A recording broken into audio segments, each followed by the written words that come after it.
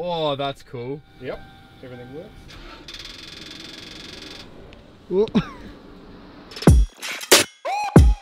Hey, how's it going? Hope you're having a shit one. I feel like with project cars, you have to really be committed. Just like a relationship, I guess. If you get into a relationship with someone, you'd hope that you really love them. When you love someone or something, you sort of learn to put up with the other person and you sort of learn to love that, if that makes sense. And I feel it's the same with a project car. Apart from the money side of things and actually running out of money to build your project car, I find sometimes people actually lose passion for the car that they want to build. However, it is something I've always really wanted to do, and I've never done this before in my life. I've never bought a car specifically to modify it and then just sort of take it out on the weekends or something, or take it to a show or something. Totally new experience for me for what I'm about to do today. And I did have a somewhat of a project car called Earl Davis, but I never actually modified it. And I never even wanted to fix it because there was just too many fucking problems. And if you ever worked on a BMW, you know exactly what I'm talking about.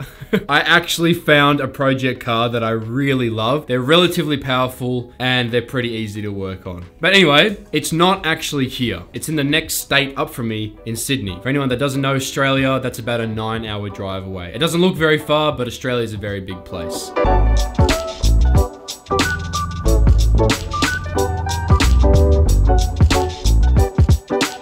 I didn't really sleep much last night, so I do feel like a little bit tired still, but I'm just really excited to go pick up the car. I just need to have a coffee, and then we'll be on our way. Thank you. Mate, you only do this for the vlog? Mate, can we vlog every morning? Jesus Christ. Wakey wakey, Chrissy. Oh yeah. Okay, oh yeah.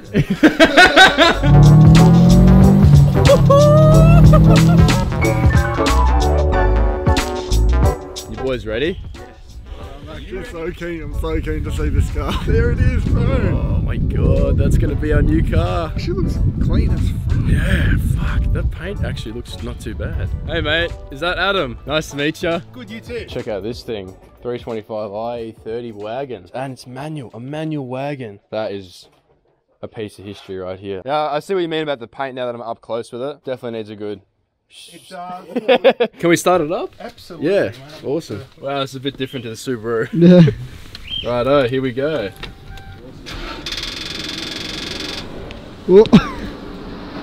That's a good start, isn't it? Good old project cars. Take two. The first one didn't happen. Yeah. Hey. There we go, and she's on. Oh, once that has an exhaust, oh my god. Awesome, thanks mate.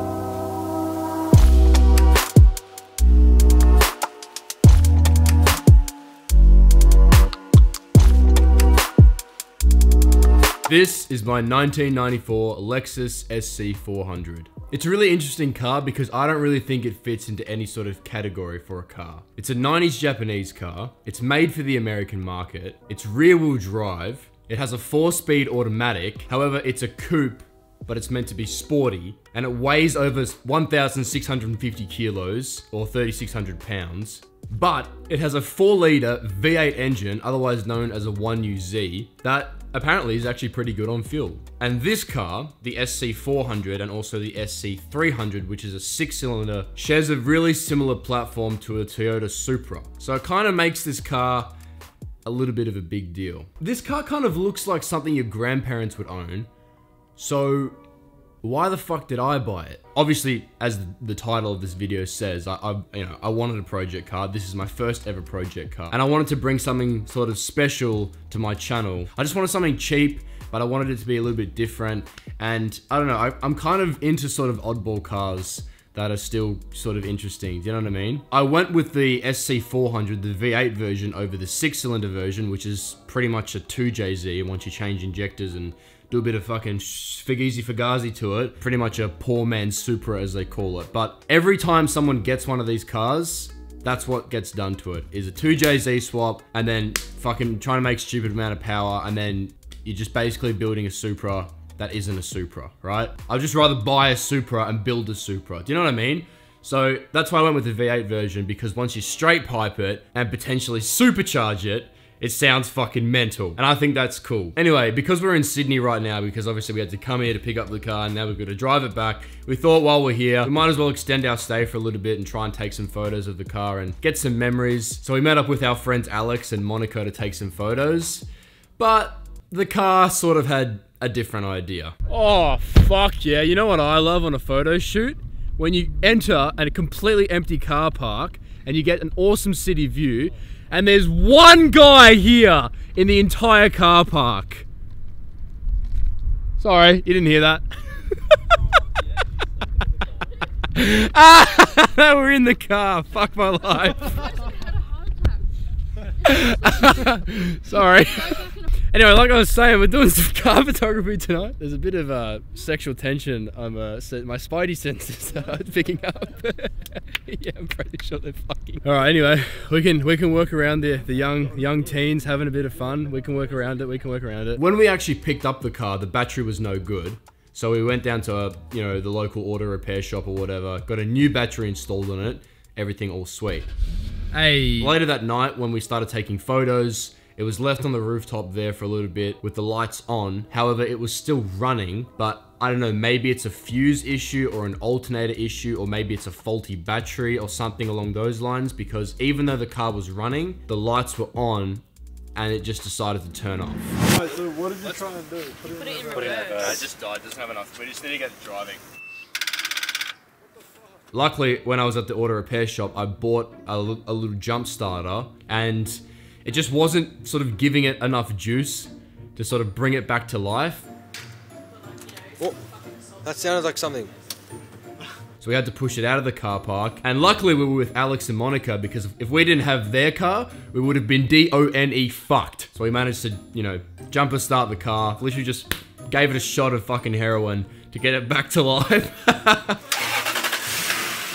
Hey! Alright, let it run. Bob is your fucking uncle. Yeah, I don't know if you have any ideas of what that could possibly be. Maybe a faulty battery, an alternator, or a fuse. If you think those are any sort of problems with the car, maybe comment it down below. Some of the things I should be looking out for, particularly in these old cars. I think I'm gonna name the car Travis, in case you're wondering what kind of name I'm going for. It's probably like an American name, I think, Travis. I don't know, I haven't actually searched it up and I honestly don't give a fuck. I feel like this car sort of floats in between categories as well. So I think Travis is a really good name for the car. It is gonna get the fuck modified out of it. It's gonna get slammed on its guts and straight piped for sure. Yeah, anyway, that's the end of the video. I hope you enjoyed watching. I hope you're excited to modify Travis with me, because I'm gonna be bringing you into a lot of these mods as well, and you're probably gonna have to help me decide which sort of parts to get in the future. If you did like this video, leave a like down below, or help me out by hitting subscribe. But with that all said and done, have a shit one, and I will see you in the next one.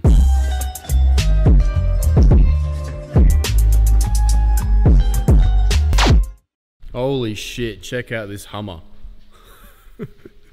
That's some fucking Dubai spec shit.